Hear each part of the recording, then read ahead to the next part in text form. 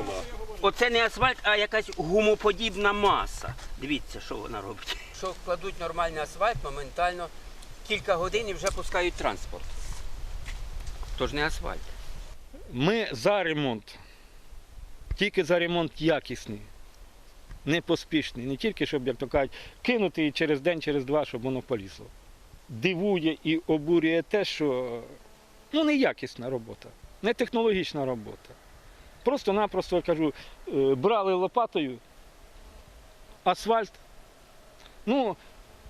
Цей ремонт ще трохи привезли катка. І з тим ґрунтом, що там знявся, 2 сантиметри буде. На зборах нам обіцяли, що буде капітальний ремонт дороги асфальтного покриття Гута-Заболоття.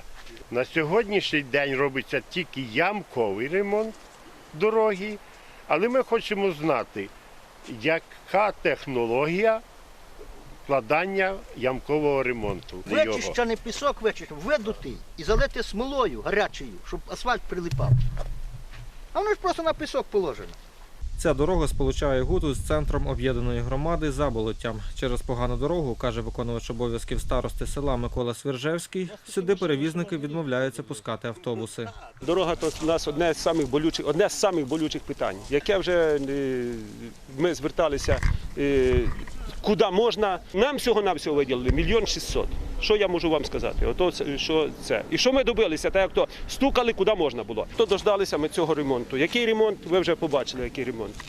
Зі слів голови об'єднаної громади Валерія Свіржевського, гроші з держбюджету дали на ремонт дороги протяжністю 600 метрів у селищі Заболоття. Це 1 600 000 гривень. Близько 200 000 пішло на ямковий ремонт між селами. На ту ділянку, там десь в районі 5 кілометрів, треба на капітальний ремонт, там треба капітальний ремонт робити до 15-20 мільйонів гривень. Оскільки в нас 1 600 000, вибір став або робити, там щось хоча б отак, як воно у теперішньому, або не робити взагалі. Зробити кусок, але якісної дороги, на ту все рівно грошей не вистачить. Але щось подумали, хоча б ямковий, щоб людям було елементарно можна було проїхати, бо ж мучиться на протязі, я кажу, 30 років ніхто нічого не робив.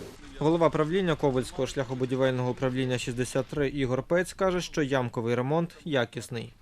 Цю роботу робимо тому, що нас попросив голова ОТГ, в зв'язку з тим, що перевізники не хочуть їхати на Гуту, краще роботи там на тій дорозі не зробиш.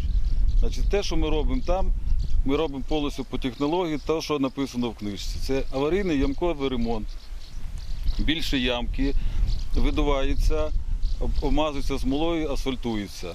Воно і називається без обдовлення кромок і так далі. І ми проходимо не всі ями, мелко вставляємо, а тільки ті, які заважають їхати автобус. Виконуючий обов'язки директора обласного департаменту регіонального розвитку і ЖКГ Віктор Довгополюк так оцінив ямковий ремонт. Ми заперечень не маємо. Да, роботи зроблені, вони ще не прийняті і не завершені. Ще порядка 25 тонн асфальту треба вкласти туди. Щодо відрізків місць, де можна підірвати асфальт, я особисто сьогодні не бачив. Якщо роботи були десь і зроблені неякісно, то вони, напевно, вже усунуті. Після приїзду журналістів до Гути дорожники забрали із села техніку, її вантажівкою повезли до Ковеля.